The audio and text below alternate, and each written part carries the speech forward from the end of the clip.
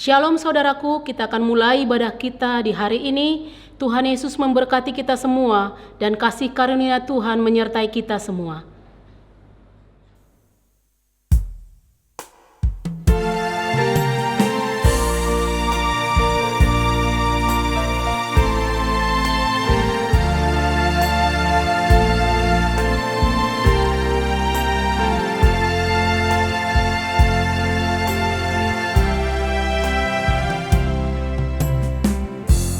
Allah Roh Kudus,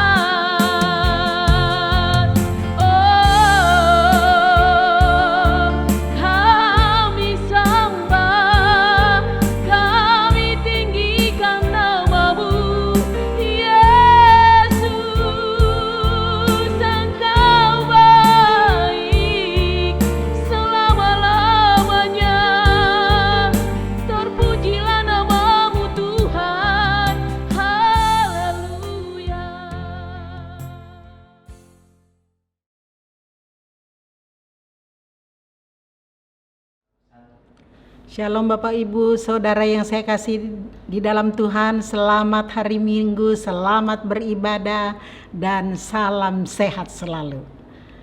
Hari ini kita mau mendengarkan kebenaran firman Tuhan, apa yang Tuhan inginkan untuk kita simak bersama-sama.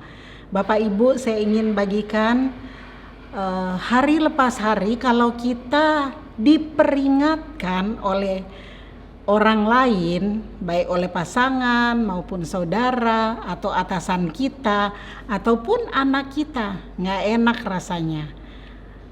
Maupun yang menerima peringatan dan yang memperingatkan rasanya nggak enak. Tapi dalam menjalankan kehidupan di dunia ini, dalam bermasyarakat, dalam keluarga, di dunia sekuler, di rumah tangga, atau di sekolah, bahkan di kampus, dimanapun kita berada di lingkungan, pokoknya kalau kita punya komunitas, berarti ada hal ini harus kita dapati dari orang-orang sekitar kita. Kalau kita diperingatkan karena kesalahan kita, itu berarti mereka mengasihi kita dan kita terhindar dari kesalahan-kesalahan yang berikut.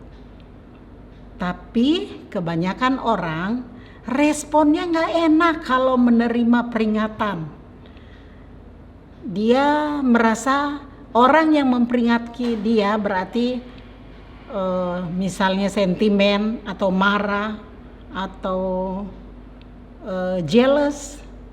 Sebetulnya itu cara Tuhan untuk menolong kita supaya kita terhindar dari kesalahan yang berikutnya. Dan saya berharap kita semua meresponinya dengan baik, dengan cara Tuhan. Jadi menerima peringatan itu yang Tuhan izinkan orang lain, orang yang dekat, pasangan kita untuk memperingatkan kita supaya kita perbaiki dan berikutnya kita tidak lakukan lagi sehingga kita bebas dari kesalahan. Jadi kalau kita melihat seseorang yang salah kemudian kita memperingatkan dia lalu dia bertobat, berarti kita menyelamatkan nyawanya. Tapi kalau kita memperingati dia lalu responnya nggak baik, dia nggak mau terima dan dia menolak itu, dia bisa hidup dalam kesalahannya. Kalaupun dia meninggal, yaitu tanggung jawab dia. Tapi Tuhan tidak tuntut lagi kepada kita karena kita sudah lakukan bagian kita untuk memperingatkan seseorang yang melakukan kesalahan.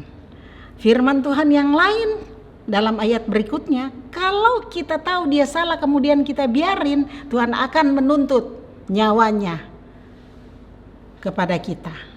Nah, jadi nggak ada pilihan lain selain kalau kita lihat seseorang yang bersalah kita peringatkan, tapi dengan kasih Yesus, bukan karena marah, bukan karena benci dendam, bukan karena jealous, bukan karena motivasi yang lain, tapi memperingatkan dia dengan kasih Yesus sehingga dia bisa merubah dan bebas dari kesalahan yang berikutnya. Kemudian yang berikut, beberapa hal yang perlu dipahami dalam memperingatkan seseorang. Kita yang pertama ya, memperingatkan adalah salah satu tanda kita mengasihi. Itu yang saya katakan tadi, memperingatkan dengan kasih Yesus. Nah, sebelum kita memperingatkan dia supaya kita tidak salah, kita berdoa, Tuhan penuhi saya dengan kasih-Mu dan tolong saya, urapi saya ingin memberitahu saudara atau pasangan saya atau anak saya yang melakukan kesalahan. Dengan kasih Yesus, saya ingin memperingatkan dia dalam nama Yesus. Jadi kalau dia meresponi dan menolaknya, nah itu bukan tanggung jawab kita lagi. Tapi kita berharap pada saat kita memperingatkan dia meresponinya dengan baik sehingga dia bertobat dari kesalahannya dan dia diselamatkan Tuhan. dan dia dicegah untuk berbuat kesalahan yang berikutnya. Kemudian yang kedua, memperingatkan orang akan dosa adalah tanggung jawab kita kepada Tuhan. Nah, Yehezkiel 33 ayat 8 dikatakan, ya, demikianlah firman Tuhan, kalau aku berfirman kepada orang jahat, hai orang jahat, engkau pasti mati, dan engkau tidak berkata apa-apa untuk memperingatkan orang jahat itu supaya bertobat dari hidupnya, orang jahat itu akan mati dalam kesalahannya, tetapi aku akan menuntut pertanggungjawab atas nyawanya daripadamu.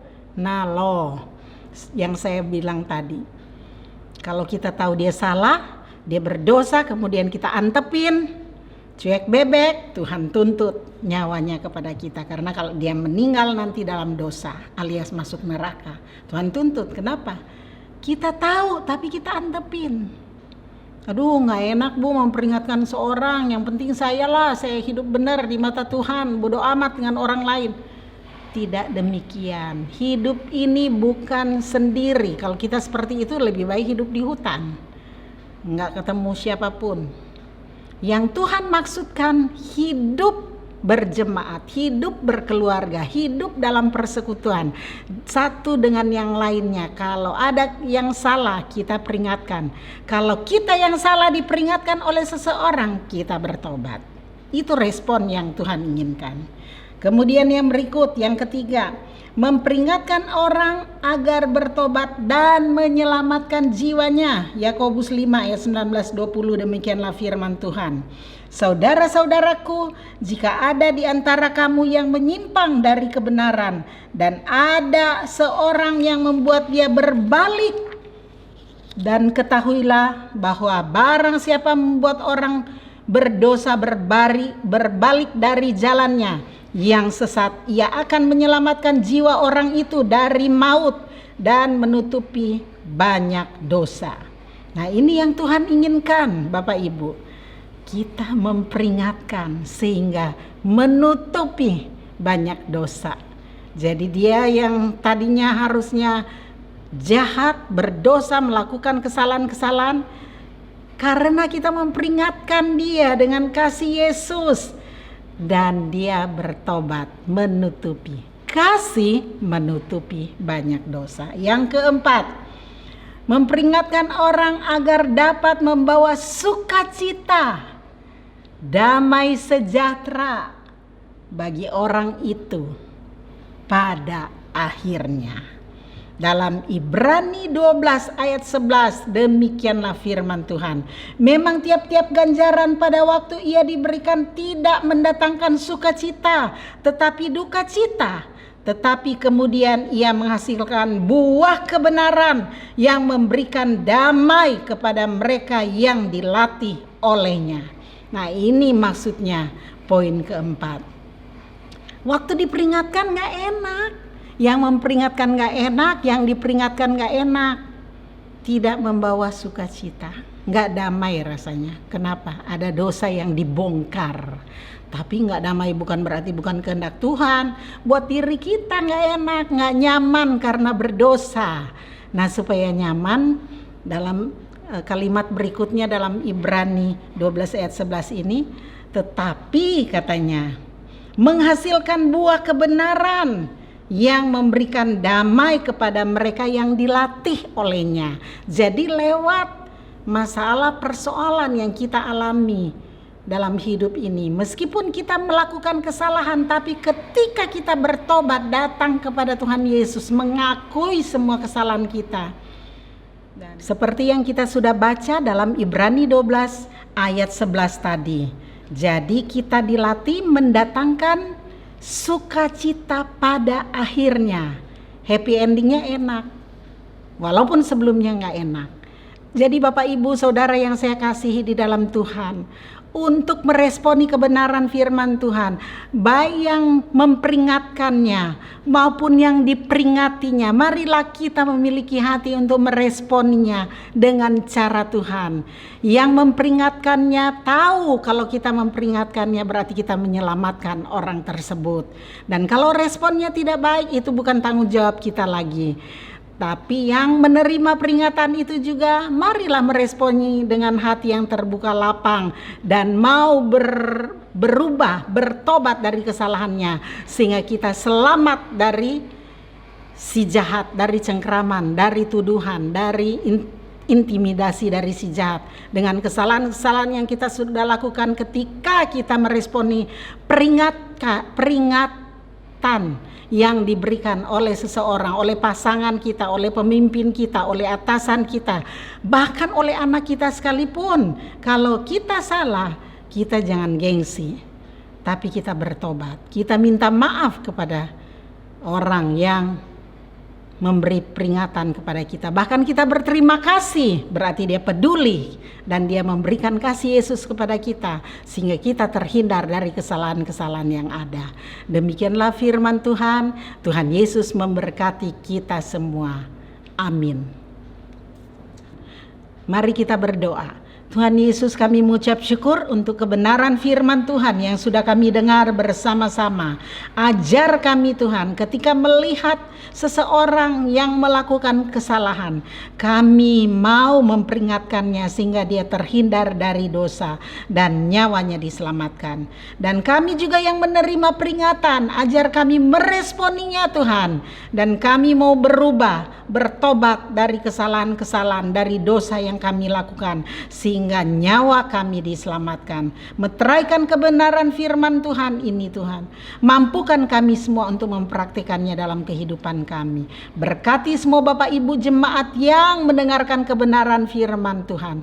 Engkau berikan kekuatan kemenangan dalam mereka meresponi kebenaran firman Tuhan ini, sehingga semuanya tampil sebagai pemenang. Dalam nama Yesus kami berdoa. Amin. Kita sudah mendengarkan kebenaran firman Tuhan. Kiranya kebenaran firman Tuhan boleh menguatkan kita, meneguhkan kita semua. Amin.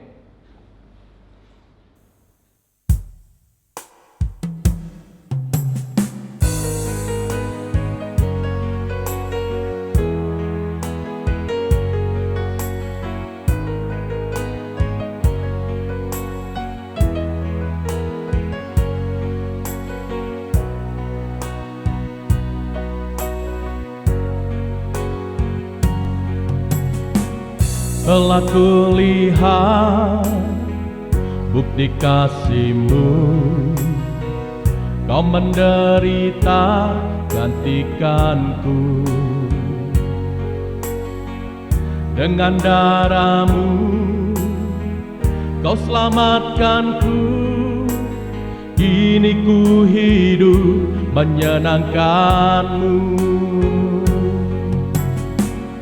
Telah kulihat bukti kasih-Mu, Kau menderita gantikanku. Dengan darah-Mu Kau selamatkanku. Kini ku hidup menyenangkan-Mu. Terlalu besar kasih-Mu Bapa, pengorbanan yang Kau berikan bagiku. Terlalu mahal darah-Mu Yesus, tercurah untuk menebus hidupku.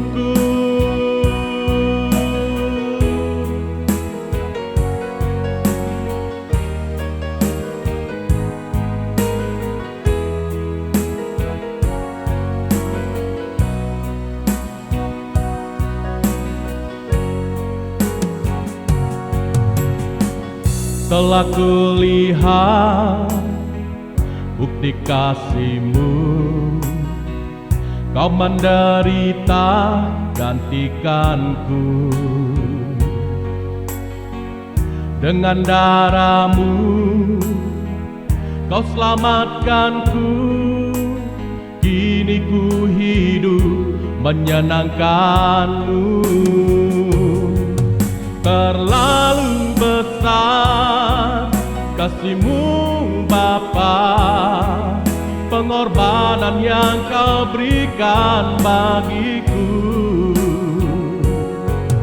terlalu mahal. Darahmu Yesus tercurah untuk menebus hidupku. Terlalu besar kasih-Mu Bapa, pengorbanan yang kau berikan bagiku terlalu mahal. Darahmu Yesus tercurah untuk menebus hidupku, tercurah untuk menebus hidupku, tercurah untuk menebus hidupku. Haleluya, Engkau sungguh baik, kasih-Mu melimpah Tuhan bagi setiap kami. Haleluya, Engkau sungguh baik Tuhan, kami menyembah-Mu selama-lamanya.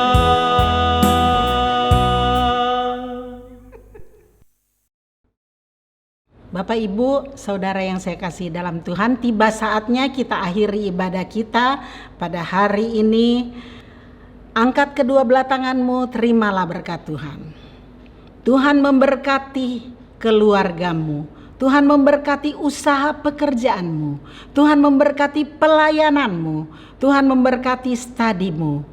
Diberkatilah engkau di desa, diberkatilah engkau di kota, bahkan diberkatilah keluar masukmu dari sekarang sampai selama-lamanya. Biarlah damai sejahtera dari Allah Bapa, kasih sayang dari Tuhan Yesus Kristus, serta persekutuannya dengan Roh Kudus menghibur, menguatkan, bahkan menyertai saudara dari sekarang sampai selama-lamanya, sampai Tuhan Yesus menjemput kita kali yang kedua. Semua orang percaya katakan amin.